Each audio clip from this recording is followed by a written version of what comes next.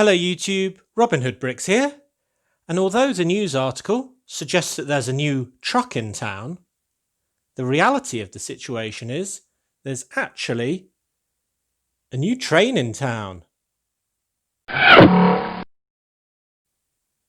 Okay, well today's video is going to be a bit of a train special. This was going to be the 175th video, but in the end the idea of having an interview with Mrs. Hood was much more appealing, so this got bumped until now. But largely this is still a celebration because I've invested in two of the new passenger train sets, 60197, and that's so I can obviously have a nice long double-ended train rather than just having a short one with only one engine carriage. Now I'm very happy to say that due to my support from my Patreons, that this purchase is a fully Patreon funded purchase. They have been very generous with their contributions, for which they gain very little benefit at all, but those contributions have built up and enabled me to invest in this, so it really is appreciated, not only by me, but I'm sure by the rest of the subscribers who get to see this added content. Fantastic! Now I had considered getting something even more exotic than this passenger train. I was considering the Horizon Express set 10233 and getting two of those as well, so it'd have a similar setup with 4 normal carriages and 2 engines. But really that train is very similar to my white fast passenger train, and it's quite pointy nosed and very sort of sleek and very ordered. And that just, I don't know, it just seems like repetition to me. Also, because it's orange and my tram is orange, that would probably OD on orange public transport as well. So I'm very happy to have this one instead because I really like its colour scheme actually. This dark blue and the yellow flamish orange really sort of set each other off with the white stripe and the grey stripe as well. So this will be a great contrast to the white one I've already got and even my red cargo train as well, the Beast. But I know what some of you are now screaming at your mobile devices and TVs and so on that you're watching this video on. But hold on, how are you going to have 3 trains when you've only got 2 tracks? Does that mean we're going to have a 3rd track? Well, no, and that's partially because having a 3rd track will take up an absolute mountain more of space, and I don't really want to do that because I want to keep diversity to a maximum in Brick Nottingham, as you know.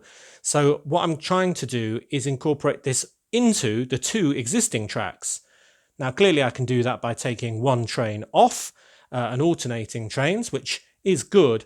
But what I really want to do, which I haven't actually seen anyone else do at all, or at least much, is have 2 tracks and 3 trains. So that means I'm going to have both passenger trains on the same loop going around kind of opposite each other, and hopefully they won't crash, meet, become one. I don't know. So we'll have to see if this works. So it's quite exciting. It's a bit dangerous, a bit of peril in there, but that's what I'm going to try and do. Now, it might be that I can also put this in due course on the cargo line with the cargo train. That's got its own issues, partially because the cargo train is incredibly long. It's the longest one. It takes up more than a whole side of my 4-sided loop. But also because this nose, although nowhere near as pointy as the long white nose of the fast passenger train, it still actually hits one of the boundaries of that track. None of the facades, thankfully, but it does hit the wall that goes along the harbour edge, kind of right over there. Now that might be something that I can remedy actually. I might be able to move the whole harbour just one stud away from the city, creating, well, initially a gap that I can fill with some green normal plates, and then hopefully this will be able to go on the outside track as well.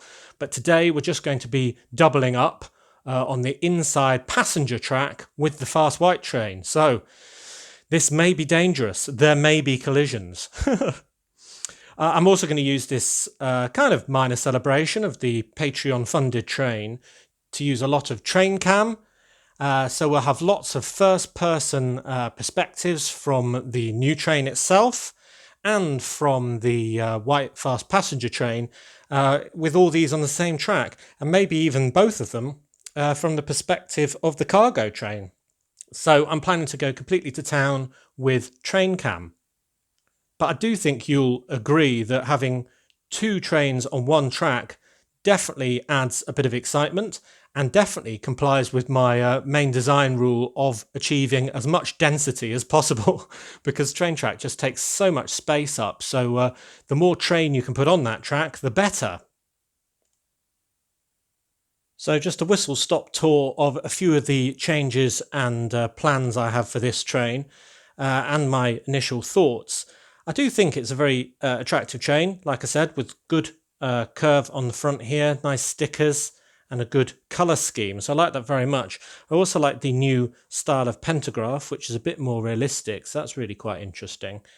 I also really appreciate the fact that it does come with only one engine with two cars, which means it's very easy to double up. That's one thing that the fast passenger train, having two ends and only one car in the middle, really suffered from.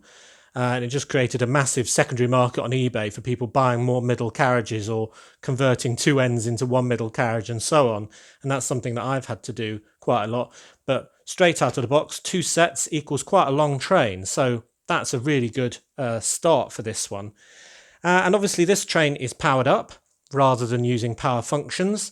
So it's got the Bluetooth motor in it. And that's the first time I've actually used this motor. So I'll have to develop my thoughts on that over coming weeks. Some initial problems, I suppose, with it are that everything has to be hardwired in. You can't sort of stack the functions and so on. So what I'm trying to move to, for example, is having lights automatically on when you turn on one of the trains, and then it helps you identify that that train is currently on, so you don't leave it on, but also just so you need fewer things done by remote control, because otherwise the lights need a whole side of your remote in order to power them. So you have one for motor and one for lights. Well, if you have the lights hardwired in, which you can do with power functions, then it just saves you having to do that at all. It will just be on when it's on and off when it's off, and then you can control the motor using the remote control only, and therefore you can power two trains from one controller, one on each side, of course. So I'm not initially a massive fan of powered up, I must say. If I was to use it in a cargo train, for example, and wanted two motors, I'd have to put them on two separate sides of the same remote rather than having them both stacked on one. And I really don't like that idea much at all. So part of me is actually considering going back to power functions, even in this train, and actually putting in an IR receiver and all the old kit as well, which incidentally is miles cheaper than this powered up stuff as well. And then I could probably still use the powered up on my fairground or something like that. And that leads me to another complaint in a way. I mean, it's only a minor one, but and I suppose it's really just the design of the train that forces this. But because I only need one motor in one engine car, the second engine car is completely empty. And in the white fast train, this would have a lot of passenger seating in it, this second engine car, but it's hollow. So I don't know, it just feels a little bit wasteful, but nonetheless, can't be avoided for accuracy of the train, I suppose. Now, one thing that has happened in this set is you get a lot more variety in that one of the two cars in the set is actually a buffet car. Now, the limitation of that is that the buffet car buffet itself is right at the end, kind of blocking progress forward and back. So you pretty much have to have that as the end of the train right next to the engine, but that's fine. But then you don't really need two buffet cars on one train. And that is where the problems start. So that's a normal passenger carriage. But then these two I wanted to both be passenger carriages. And unfortunately, the buffet build is actually built into some of the walls. So to make it sort of unbuffet card, you actually have to get some extra bricks, which is a bit irritating, in order just to make it into a normal carriage again. So not that many, but it is a shame that you have to do that at all. Which brings me on to the other shame, of course, because you've got the lovely stickers on the side here with the mug representing the buffet car and the seats here on this one. But then you don't have enough seat stickers when you want to do it on the other one. So I think just for the sake of adding what would be 4 more stickers onto a sticker sheet, I think Lego really could have helped us. And I would like to get 4 more seat stickers, but because everyone wants them and everyone's trying to do exactly the same thing, they are absolutely ridiculous prices or completely unavailable on all the reseller sites. So it's, something we're just going to have to live with. But Lego did used to give large sticker sheets with all sorts of different alternative stickers on for trains, and I think that's something they really should consider going back to. So I think as for changes for the future, I think there are 2 things that I'm going to do. One, as I say, is possibly, don't know, change this onto power functions. I'm going to see how the powered up goes. And that's partially because at the moment I'll have this controller for this train, one for my subway train, one for the Beast, my cargo train, and one for my fast white passenger train. Now this is just getting unwieldy and it's what we'll be using today, but you can see it's getting silly already. So what I want to do is move the lights on the white passenger train onto, hardwired, so they'll always be on when the train is on. So therefore it will be on one side, have this one potentially on the second half of this controller. Then I can have the cargo train and the subway on a second, and then just make do with 2 remotes rather than 4. And then I'll have to consider making mock carriages for this train to make it even better. So I'll be doing definitely at least one of those in the coming weeks, so stay tuned for that. Right, let's get this on the same track as the white train, get it running around, and then we can move to some train cam. Awesome. Right, so here is our new train in all its glory on the inside track. And right behind it is our fast passenger train in all of its glory. So this is going to be pretty much the ultimate multitasking, in that I've got 4 remotes, and this is why I want to rationalize it into 2 really. And I'll be filming, of course, and trying to stop a collision all with my left hand. So let's see what we can do. So first of all, we need to get the new train rolling. Get it quite slow to start with, because very quickly we're going to have to get the white train rolling. Otherwise we'll have a collision. Right, so there's the white train going, and hot on its heels is our new passenger train, which has made it round, so that's the good start. It didn't hit anything. Obviously it's got the same clearance. Right, I think we need to speed up the new one. Oh, we've already had a minor bump there. Let's speed up the passenger train. It's not really getting away from white, I must say. Sorry, this is really hard to film. Okay. There we go, there's a bit of distance. It's now catching up on white. I think I'll have to move to white controller to speed it up when the 2 get together. So they're about... yeah, it's definitely catching up actually. I was going to say they're about opposite, but they're not. So I think we need to add a touch of speed to the white train. Yeah, there's another collision there. See if we can get a bit of a gap forming. Get white going even faster. Oh dear, I'm going to have to slow down blue, I think. Maybe blue's batteries are a bit more fresh.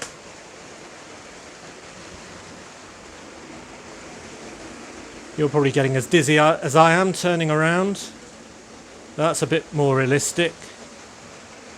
New train, a bit slower, and a nice gap between it and white. Phew. So I think when I get a bit more experience at this, I should be able to have both running normally, I think. I mean, it's a kind of an experiment gone well, in a way. Well, white's catching up now. Just can't get the balance right. Then nose to tail. I think that was a third hit, but nothing too bad for them to cause a derailment. So I've sped up yellow. I might have to slow down white a bit as well. Give them a bit of a gap. Yeah, this is hard. It requires constant management. I don't know if I'll be able to film normally talking about something completely different and have both of these running on the same track because, yeah, would have all sorts of issues and it might become quite stressful. Unless I get to the point where I know exactly what settings to put them on and how fast to make them and therefore keep them safely apart. But yeah, yellow train's catching up again now. So let's go faster on white.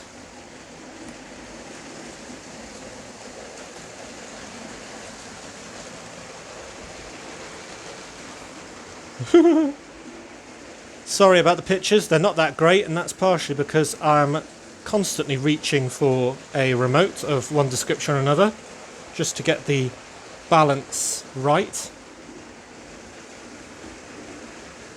So maybe 3 trains, 2 tracks was a step too far, who knows. But it's definitely good fun, definitely looks nice and busy. I should really get the others going as well, because at least they'll be safe. So if we do our cargo train with the beast. Oh, that lovely spinning cement truck or concrete mixer. Actually, I might have the balance right now. They seem to be quite far apart. Or is white catching? I'll go one more click on yellow.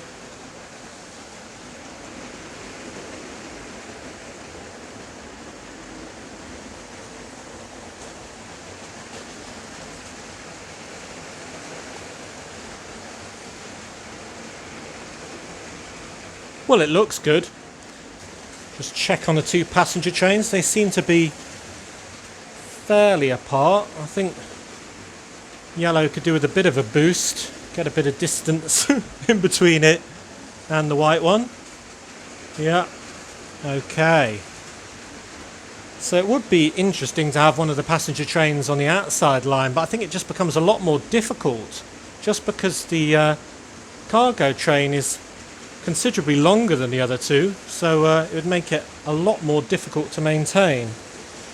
Right, let's get the subway going. You can only just see it there, but let's see if we can get that going as well. There we are.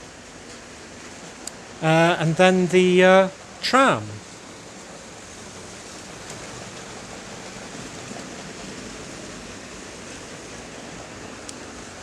Wow, it is noisy in here, and I've not even got the helicopter on or the Vestas wind turbine.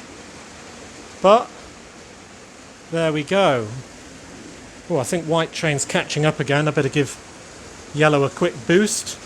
And you see, this is why I think it will be a lot easier when I've got only 2 remotes for all 4 trains, rather than having 4 and having all the lights hardwired on. So they just turn on as soon as you turn on the actual switch on the train. So you don't really have to monitor half as much, and you don't need quite as many hands, because I've only got 2 hands, and it just doesn't seem to be enough at the moment. Yellow's catching up on white. Right, I might leave these going and move to handheld. Yeah, it's catching up. It's catching up. Slow down, yellow.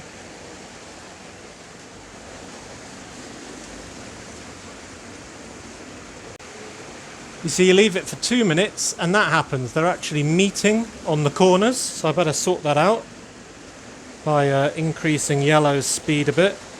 Give it a bit of distance. Oh.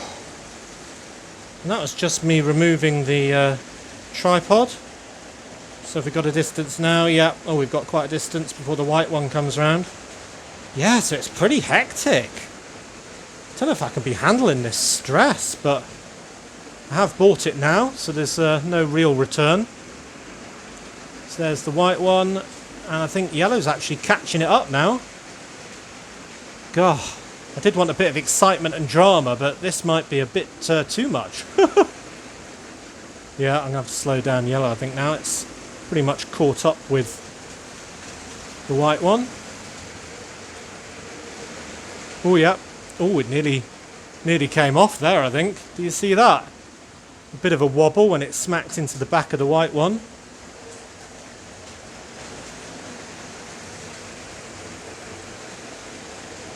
Yeah, I had to slow that right down.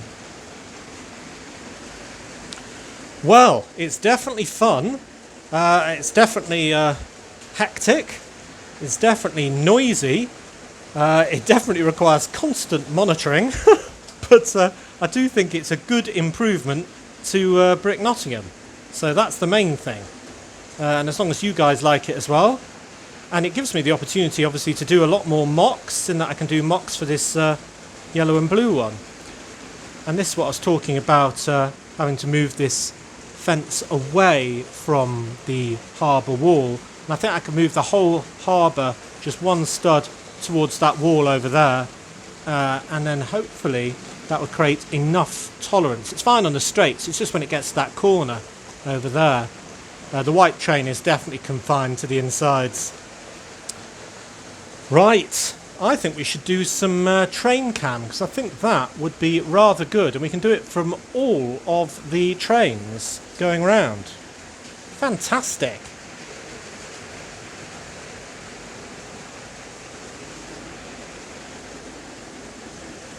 Oh, it's caught up again. Oh, all four on one shot there. Brilliant.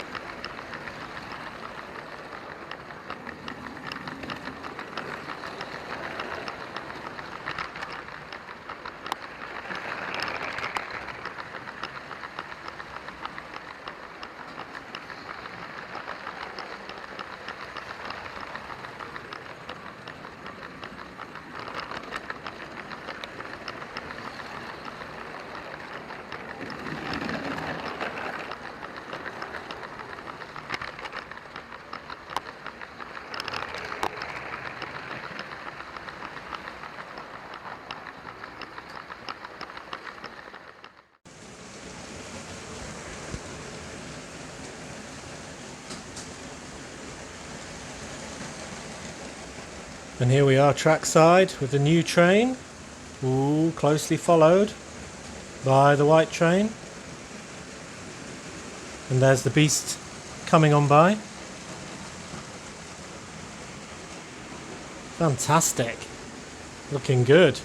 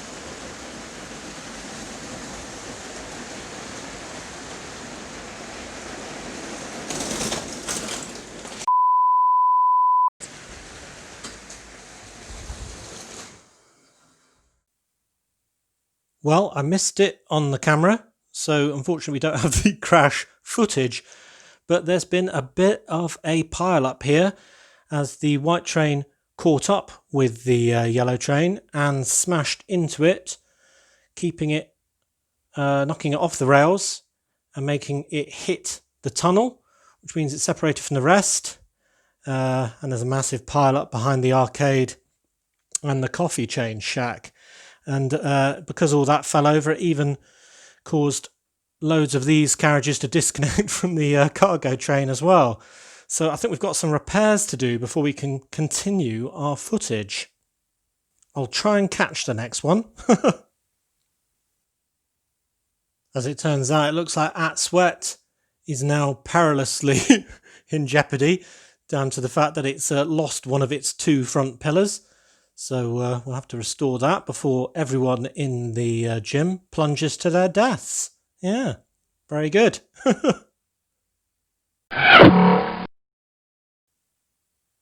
Well, I hope you enjoyed that little bit of train mayhem as much as I did filming it. It's been really good fun, if a little hot given the summer weather. But yeah, it's been really good, especially to get the train cam going again. And having 3 trains in the city, or 4 if you include the subway, or 5 if you include the tram, is clearly better than having 1 less. So, all good for the future of Brick Nottingham. Now, as I say, I will be doing a mock for this soon, but I don't have all the parts yet, but they should be en route. So that'll be a really good thing to look forward to. But next time on Robin Hood Bricks, we'll be doing another city update, though on what yet, I haven't decided. But do watch out for that on Monday. But until then, thank you very much for watching. It is appreciated. Do remember to like, comment and subscribe for more awesome LEGO videos. But until next time, see you!